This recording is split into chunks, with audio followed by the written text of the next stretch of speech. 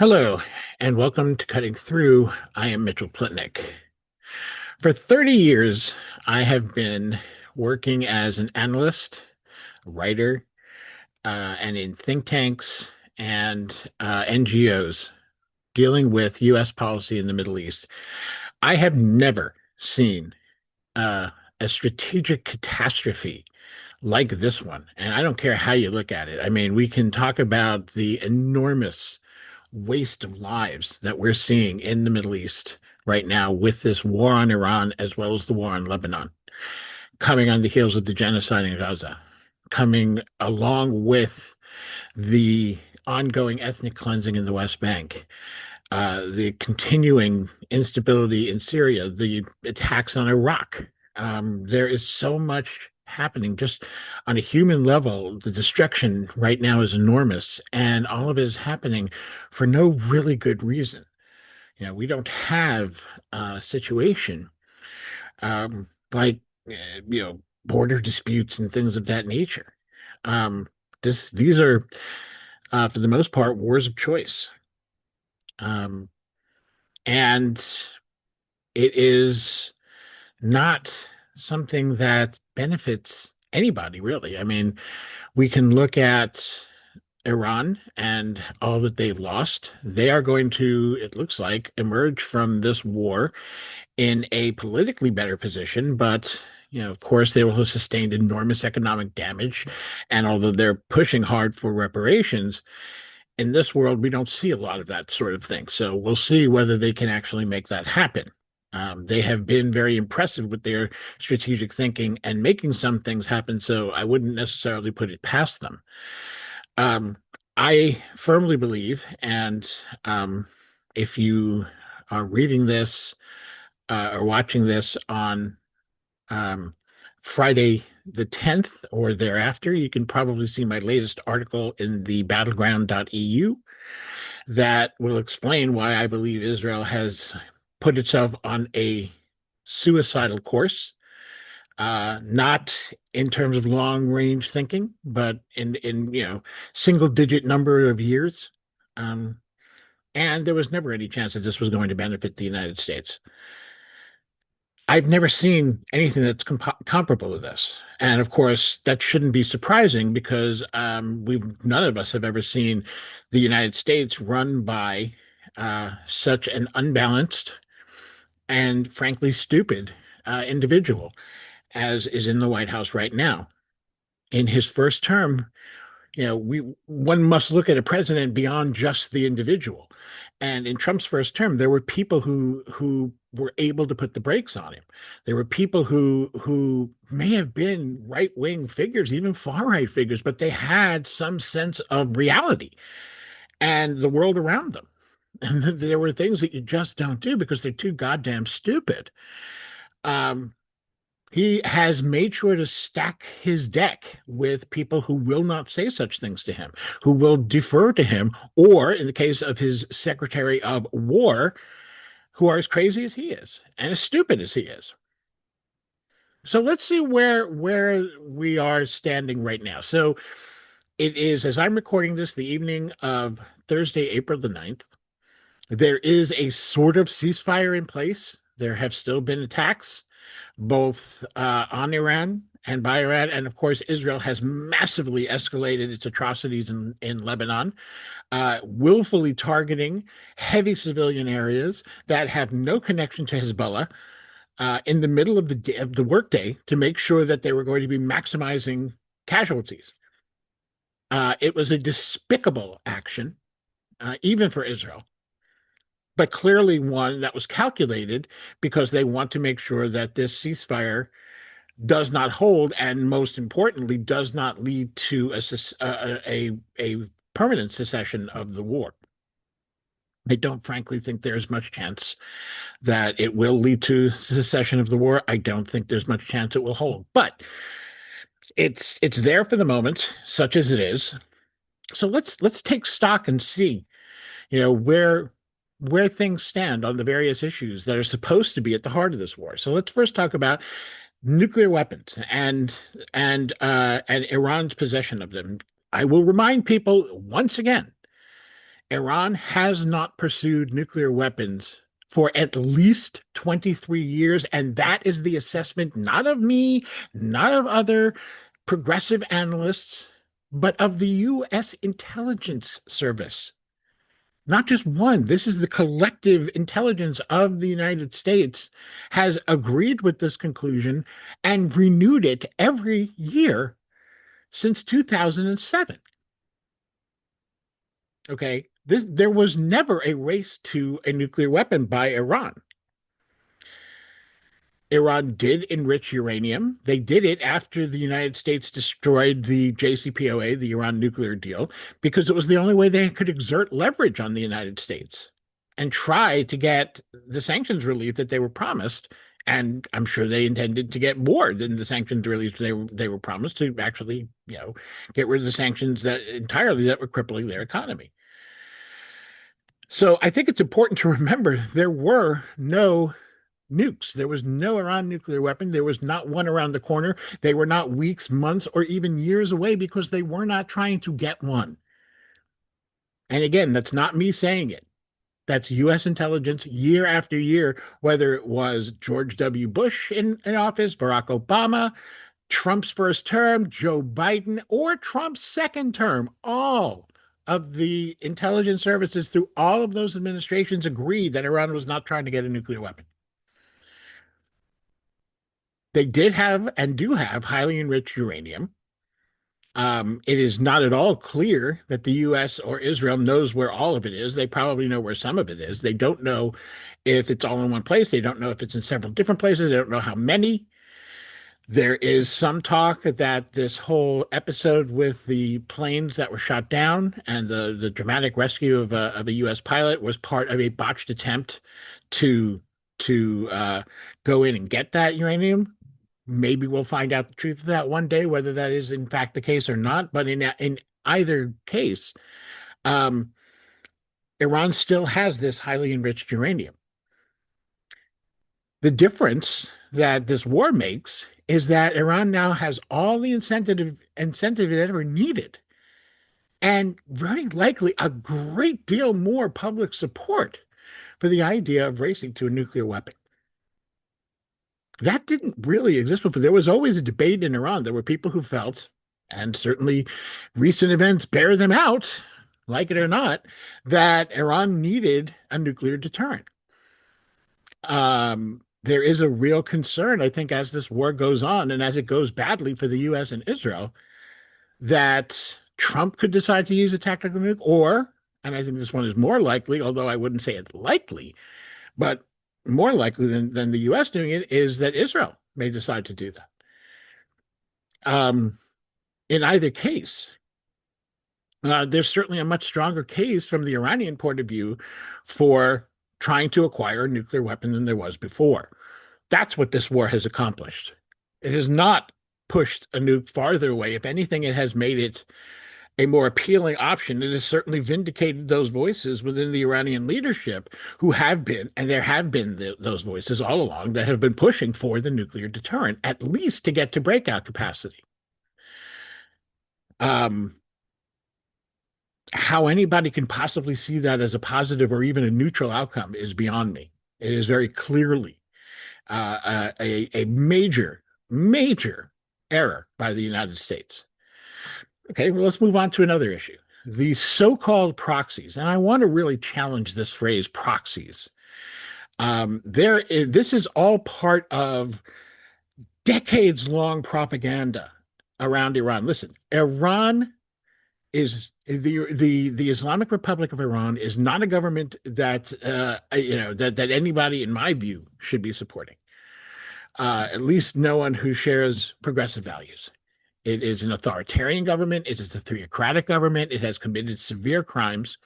We can look at the recent protests, and while we can toss out the window, because there's absolutely no evidence to support that tens of thousands of protesters were killed, Iran itself says that over 3,000 people were killed in those protests. That's a lot.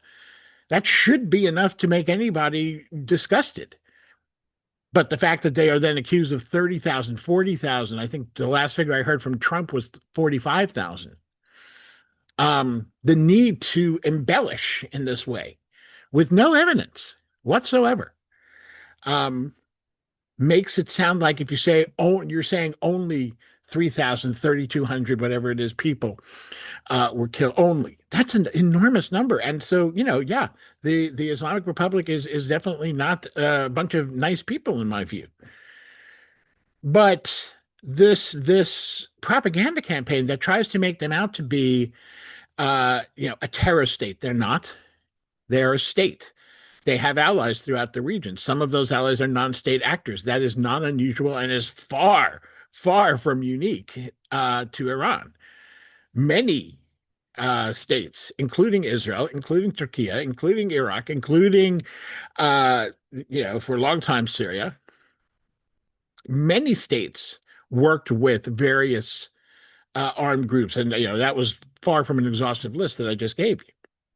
Iran supports some, other countries support others.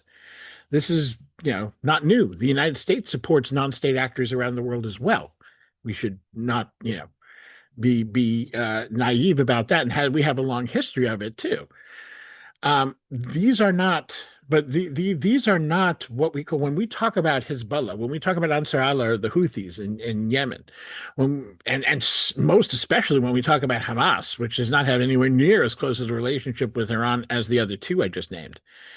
Again, despite the propaganda saying otherwise, when we're talking about these groups act for their own cause, and they are allied to Iran. In many cases, they are dependent for a lot of their weapons on Iran, a lot of their intelligence on Iran. They depend on Iran for political support as well in the region. That's all important, but it doesn't mean that Iran is directing these groups. And most importantly, and I think this is especially important in terms of the way Iran is viewed, particularly in Israel, these groups would be there without Iran. Iran doesn't plant and seed these groups and nourish them for their own purposes. These are groups that rise up for the most part. I mean, there's different origins of different groups, of course, and some of them are more involved with state actors than others. But for the most part, these groups rise up and they get the support of other countries after they take some actions, declare certain allegiances and certain goals that align with various different states. So I really resist this phrase proxy. Okay, these are Iranian ally non-state actors. The idea that part of the war aim here was to get Iran to agree to stop supporting these groups is ridiculous. Countries support non-state actors. They support friendly states. They support whatever is in their interest. We have to get rid of this fantasy that just because we don't like another country means we can tell them to behave in some way that is different from all other countries, which is really the approach we've taken with Iran. It is illogical and it's self-defeating. It just doesn't work. The attempt to do this, in fact, has backfired in this war because Iran has stood by Hezbollah in Lebanon. They are absolutely standing with Lebanon and saying that the ceasefire cannot hold if they will not agree to the ceasefire and to making any sort of permanent deal if the attacks on Lebanon continue. That is part of the relationship between the two countries. The same way Hezbollah's decision to attack Israel after they had withstood literally thousands and thousands of attacks from Israel since the ceasefire with them went into effect in late 2024. Okay, over 10,000 violations by Israel were recorded since that time, and there were a handful of Hezbollah responses. Israel even complained about the Hezbollah responses. They complained about 34 of them, while the UN counted 10,000 Israeli violations. You can see the imbalance here. Hezbollah was acting with a great deal of restraint. And yes, one can argue they were also trying to convince Israel to drop its guard because with the idea that they had been more degraded than they really were. But regardless, they were not starting another war against Israel until Israel with the U.S. assassinated the supreme leader of Iran, who is, or the Iran supreme leader is a figure not only in Iran, but to Shia Muslims everywhere as a religious leader. So that was when Hezbollah showed its allegiance to Iran, and Iran is reciprocating. That's called a relationship. These are not proxies, they're partners. And we need to understand that. And what this war has done is not only has it not convinced Iran to give up those relationships, it strengthened those relationships, and it has shown that non-state actors can count on Iran to stand by them. That's the message that has been sent. So they've strengthened those relationships. So that failed. We could talk about missiles and drones, right? The one of the stated goals was that there would be some limits. They did not say that Iran couldn't have any missiles or drones, but that there were going to be certain production limits. This again is absurd. No country would agree to that. These are the tools that they're using to withstand attacks from two militaries that are far superior in terms of equipment and just the quality of the military in military terms. They're far superior. This is asymmetric warfare that Iran is pursuing with drones and missiles. They're not going to give those up and leave themselves defenseless. They have doubled down on this. Rather than being pushed to give them up, they've shown that they really need them, and they've demonstrated how useful they are. They've demonstrated their arsenal is sustainable and survivable under massive U.S. and Israeli pressure. And let's recall, right now, as the ceasefire is going on, one of the why did Iran, which does not trust the United States and Israel, and has stated openly that they expect this ceasefire to fall apart because they expect the U.S. and Israel to violate it, which both already have. Um, why did they agree to it? Well, one reason is they can make a lot more if the ceasefire lasts for 4 days. In that time, they can make a lot more drones and low-grade missiles than the U.S. and Israel can make and ship interceptors and replace the sort of high-end expensive equipment that they are using in this war. So the time actually gives Iran more of an advantage. And again, the asymmetry of the warfare works to Iran's advantage because they are not trying to conquer the U.S. They are not trying to destroy the U.S. or Israel. They are trying to defend themselves. That's their tactic here. It is important, and I think I don't know how many times the U.S. needs to learn this lesson, but it's being taught again. Bigger and more expensive does not necessarily work out to be better. So that's that one. So let's talk now about the Strait of Hormuz, which is certainly the most visible and maybe biggest loss that the United States is experiencing in this war. Iran's leverage to use the Strait of Hormuz as a bargaining chip has increased dramatically. The ability to control the strait is essentially invulnerable. It's created by geography. The strait is a narrow waterway between Iran and Oman. There's no way to change that. You can't make that strait be somewhere else. It's not a question of is it Iran's territory or is it not. Iran can, and at any time, regardless of the outcome of this war, they can threaten shipping in the strait. And we've seen what the effects are. So, in that sense, their ability to do that is invulnerable because it's just dictated by geography. Let's keep in mind, Iran has threatened over the years because there's always been a lot of chest thumping and fist waving and threats going back and forth between Israel and Iran and between the United States and Iran. And Iran has threatened to close the Strait of Hormuz before, but they never did it. Never happened until now, because they were holding that option until they were attacked. That was when they wanted to use it. It was a tool to use if they were attacked. But now that they have used it, they've established that they can control the strait. It's not like the war will end and, we just go back to the way things were before. That's just not reality. Iran has demonstrated that they can close the strait, as I said, at any time. So now that they've done it, they hold this power. They have changed the playing field in a fundamental way because of that. They can close it whenever they want, regardless of what anyone else says. And yeah, that may mean that they get attacked. But if things are important enough to them to do that, and if, again, if they're facing war anyway, then why wouldn't they close it? The world has to deal with that reality, and it is a powerful, powerful reality. I think we can look at the fact that Iran, rather than just wanting to hold the Strait hostage for, you know, days on end for the foreseeable future, rather than do that, they have already said they want to set up a regimen for the Strait. Now, we're talking potentially about them charging fees, um, along with Oman. They've made that clear. We'll see how that works out, but they want to actually set up a system that governs how the Strait will operate. And surely that will be one way, one of the aspects of that is probably to try and get reparations for the damage they've suffered, which is huge in this war.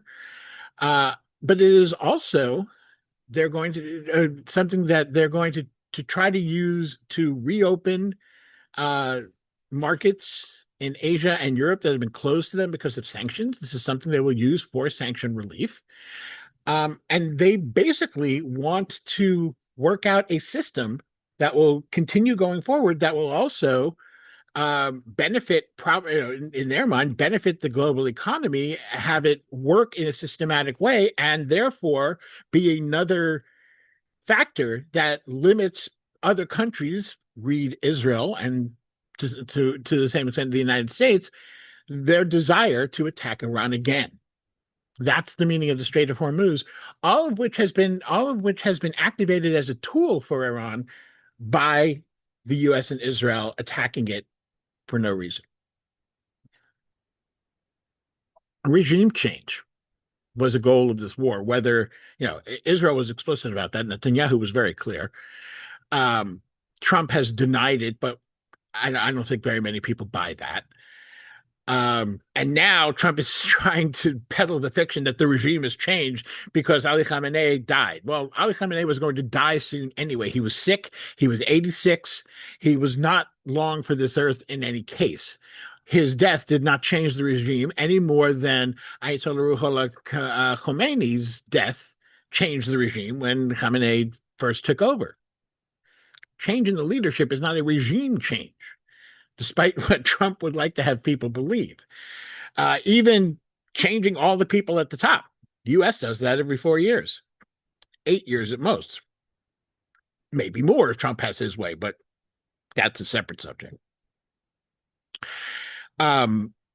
Changing the people at the top does not change the regime. The regime is the same. It is still the Islamic Republic of Iran. The systems that were in place before are still in place. The government that was there before is still there. The regime has not changed. So let's dispense with that nonsense.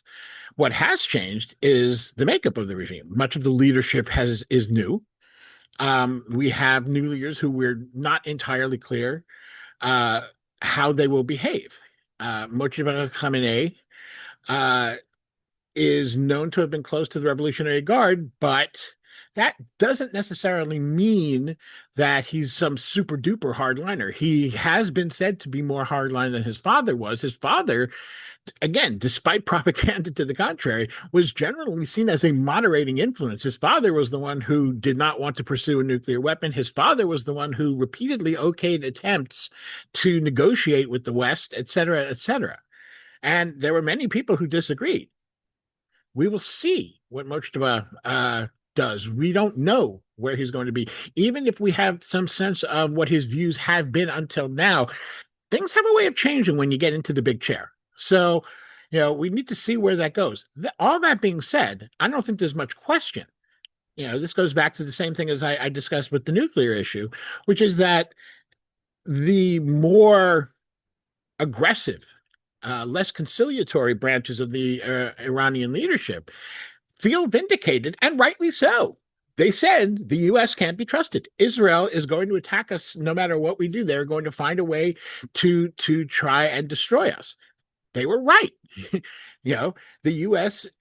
Twice was on the verge of signing a deal that was, supposed to have given that, and would have, as we heard from the Omani foreign minister, but right before this started, would have given Trump an enormous victory. Okay, Iran was ready to agree to zero stockpiling. They would enrich uranium only as needed, and any excess would be given up. And they were going to agree to massively intrusive inspections to confirm that that's what was going on. Trump could have walked away at that point and said, hey, I did something Obama couldn't do. And he would have been right. In that case, he wouldn't have been lying. And instead, he launched this war. So the more conservative, the more quote unquote hard line elements in Iran are vindicated. Therefore, their voices are going to hold a good deal more weight. The regime itself is in a stronger position because they are withstanding the attack from Israel and the United States, and because they are representing the strength of Iran. This is not to say that the people who are protesting aren't still going to protest. They are still going to try and make change in Iran. And frankly, if the Iranian leadership is smart, they will listen to those people and they will make some changes. They will enhance their democracy, which, by the way, is not nearly as autocratic as, again, the Western propaganda makes it out to be, though it is certainly far from democratic. If they're wise, they will give in to those protests. And let's bear in mind the initial reports from the protests at the beginning of the year were that Iran, that we heard from President Pezeshkian that he wanted to hear those voices and he wanted to take them in and he wanted to find ways to accommodate some of their demands, of course, while holding on to the basic structure of the Islamic Republic. And the protests that turned violent, I mean, Israel has literally bragged about the fact that they had Mossad agents that were stirring up violence. Trump has said that he tried to arm protesters. We don't know what the truth of that is. His story is absurd enough, telling us that he was sending weapons to Kurdish insurgents so that they would pass it on to the protesters. I mean, that's ridiculous. You're sending weapons to militia and saying, go pass it on to someone else. And of course, those people are going to say, sure, we'll pass it on to someone else. That's the story. It's very hard to give it any credence. It sounds so absurd that it really is very likely a lie. What the lie is, I don't see why he would make up the fact that he was trying to arm protesters, which is, in and of itself, a really, really dangerous thing to do on so many levels. What happened, as we know, but there is reason to believe that the protest movement could become something more of a movement for democracy that could actually work with this government. We will see. This government has certainly been violent against protesters. It has certainly been stubborn. Different leadership reacts in different ways in Iran, but we'll see where that goes. So if this new cast of characters in Iran is smart, and those protests, when after the war ends, of course, restart on some level, they should listen. But that's an Iranian matter, and we can all look and support what we want, but in the end, it is an Iranian matter. For now, the protest movement has nothing to do.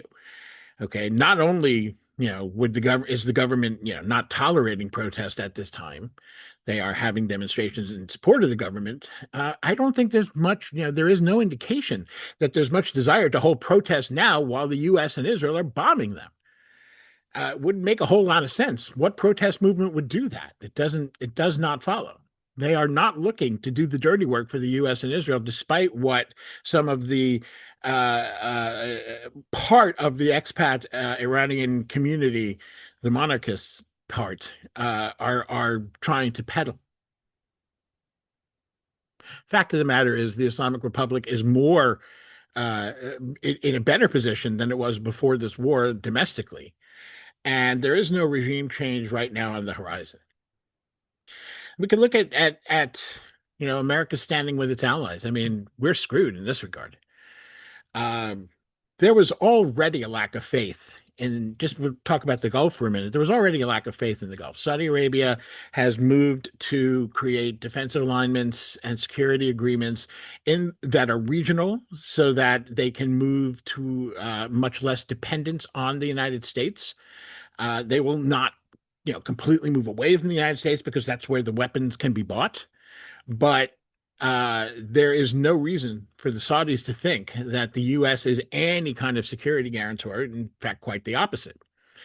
I think most of the Gulf states feel the same, the exceptions being the United Arab Emirates and Bahrain, who are apparently, from their statements and actions, very gung ho to cement their relationship with Israel and throw in with regime change leaders. Um, really regime change ideologues in both the U.S. and Israel. I think that's a grave, grave mistake, and we'll see how closely they stick to it. I think, we'll see, particularly the Emiratis will really call the shots on this. And if they come to their senses and realize that that is a very foolish path, and I believe it is, they may decide to realign their own ambitions and their own strategy, and Bahrain will probably follow. On the European front, I mean, I think we've seen, Europe is uh, its usual weak-willed self, which is very, very unfortunate. I can't imagine that after all of this, there is not going to be some movement in Western Europe to free themselves from dependence militarily on NATO and the United States. I think NATO is essentially dead. The U.S. is even if the U.S. doesn't pull out, the U.S. is clearly an unreliable partner, and it's too big a figure in NATO to make NATO functional. So even from that point of view, the pro-NATO point of view, I think it's essentially dead. I am not somebody who thinks NATO is a necessity. I think NATO is a Cold War relic that should have been gotten rid of a long time ago, and that countries need to handle their own defense and deal with security arrangements on a bilateral or multilateral basis without something like NATO. That's my view. But in either case, I don't think there's a future for NATO. But I think more than that, we're seeing Europe move in various ways to finally try and, distance themselves from the United States. The fact that they wouldn't uh, join in on this war, much to Trump's chagrin. In fact, in many cases, would not even allow their territory and bases, American bases on their territory, to be used in this war. I think is significant. It's a significant development, and I think we're going to see a lot more of that kind of thing. I think the fact that the United States said that this ceasefire that we're in right now doesn't cover Lebanon, but European states said, yes, it does, means something as well. So the U.S., I mean, I imagine if we survive Trump's term in office and somebody else comes in and it's a Democrat, they will try to do as Joe Biden tried to do and get us back into these sorts of international partnerships. But you have to, I mean, unless European leaders are even stupider than they seem, and they don't seem too bright, um, they have to look at this and say, we just cannot rely on the United States, and we have to build a different kind of security architecture. In terms of Israel, I mean, as I said, go to the battleground.eu. I believe there will be an article there at some point on April 10th, my latest piece, which talks about the downward slope that Israel has put itself on between the Gaza genocide uh, and and this war. And the big key is that Netanyahu has sacrificed not just American bipartisanship. He sacrificed that back in 2015 when he tried to undermine the Iran deal by going behind Barack Obama's back and tried to make a deal with the Republicans. Um, House Speaker John Boehner and bringing him in without notifying the president to address a joint session of Congress to oppose the deal. Democrats never got over that. And as much as the pro-Israel money has helped secure some Democrat votes in terms of members of Congress, we've seen the enormous shift among Democratic voters, and the fact of the matter is that these people who are so-called pro-Israel Democrats are just not going to survive politically if they don't change their stance on this. The fact that AIPAC is now political poison in the United States, I think, is a very big deal, and I think even more so, Netanyahu has not only led Israel to become a genocidal, warmongering country, the likes of which it had not been before. Those things existed in Israel, from the days of the Nakba to the 67 war and the occupation and all the horrors that had been visited upon the Palestinians and upon their neighbors for years. With all of that, they were never this bad.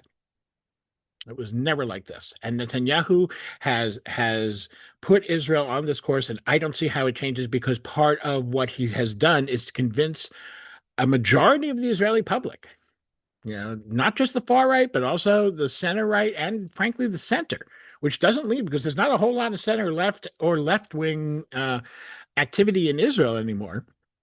Those have become distinct minorities there. Convince them all that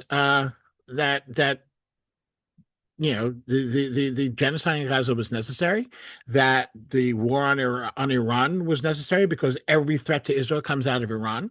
This is the way it is viewed. And as I said earlier, that is just not the case. These faulty ideas that have taken hold with the vast majority of the Israeli public are part of the problem. I believe people will change their minds if Israel's situation gets bad enough and they are forced to take a hard look at what they've been convinced of. But that's going to take time. And right now it's going in the opposite direction. Younger Israelis are even more hardline than their parents. So, globally speaking, Israel is facing a period of isolation like it has never seen before. Uh, Even Americans are fed up with Israel. Europeans are fed up with Israel. There is no chance of more Arab states joining the so-called Abraham Accords. There's just no chance of that. Certainly not Saudi Arabia, which was something that was, certainly on the horizon a couple of years ago. Not anymore. It's possible that at some point Israel will come to its senses and realize that it needs to grant Palestinians the rights that every human being is due. But that's a huge, huge leap from where they are now. It doesn't happen overnight. Most of all, their relationship with the United States, that's never going to recover from this war. As bad as the genocide was for Israel in terms of how the U.S. Saw them, and it was bad. It turned Democrats completely against Israel, and it turned younger Republicans off to Israel as well. Not in anything like the same numbers, but it was a trend that was going. But now that the perception, quite correct perception, is that Netanyahu convinced one way or another Trump to go to war. And in my opinion, that's all he did. He just convinced him. He lied to him. Trump believed him. He told him this was going to be easy. He told him you're going to be able to go down in history as the man who destroyed the Islamic Republic, something that all these other presidents wanted to do but couldn't do, blah, blah, blah. And Trump doesn't have anyone to tell him no. And Netanyahu got what he's been trying to get. I think it was the same pitch he's used on presidents for 40 years. From the Reagan days when he was first getting onto the political scene and becoming the ambassador to the UN and his earliest jobs. It's the same pitch, and Trump's the first one that was stupid enough to fall for it. But whether and Trump cannot be exonerated. But the fact of the matter is, you cannot deny that if not for Israel, this war does not happen. And the United States has lost a lot in this war, and they did it for nothing. There was never any chance that the U.S. stood to gain out of this war. Never a hope of that. And since that is what people see, this is a relationship that is not ever going to recover.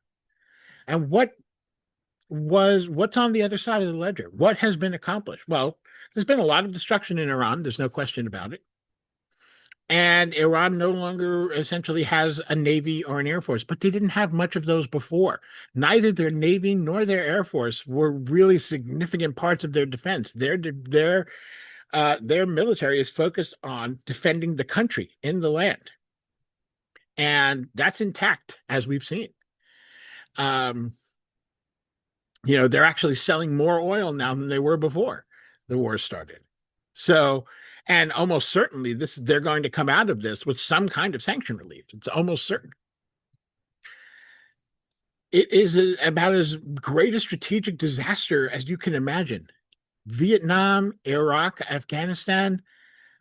I mean, they all pale before how stupid this was, despite the fact that they went on for years and years and years and cost more in terms of lives, cost more in terms of money because they went on so long.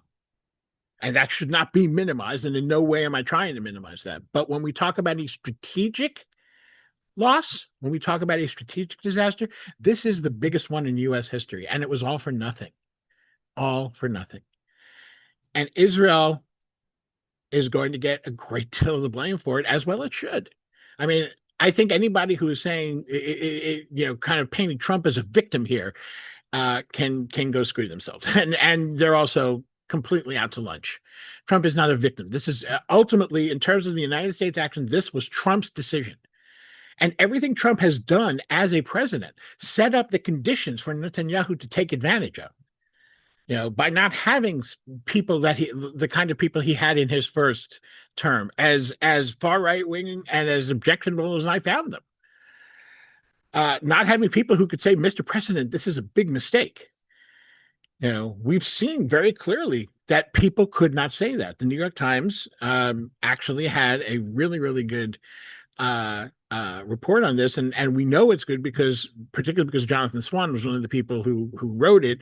The Times has a very spotty record these days, but Swan and Maggie Haberman are generally pretty reliable sources in terms of reporting facts. Haberman I have found to be sometimes a bit, her political slant on things is a bit not to my taste, but I've never had a reason to question her, or certainly not Jonathan Swan's journalistic integrity. And the article they wrote, which I will put a link to in the description, is damning. It really shows how badly Trump uh, how bad a leader, frankly, Trump is, how bad a decision maker he is, how bad a deal maker he is. So let's not kid ourselves that Trump is a victim here. But there's no question that Israel is going to get a lot of the blame and deserves a lot of the blame. And that is going to poison the U.S.-Israel relationship. And in many ways, I think that's a good thing. And I think it can turn out very well for Israel if Israelis wake up to some of the realities of the world around them and some of the nonsense and frankly bullshit that they have been fed. That will be up to Israelis. So please like, subscribe, and share. If you can support this channel, the only way this channel gets support is through its viewers and subscribers. You can subscribe at mitchellplitnick.substack.com. There's also a link there for donations that you can make a one-time donation or monthly donations. Any support you can give, even if it's just free subscription and sharing to others, all of that helps. And let's hope, against hope, frankly, that this ceasefire can hold and that we don't go back to war, as seems so unfortunately likely. And I will talk to you soon.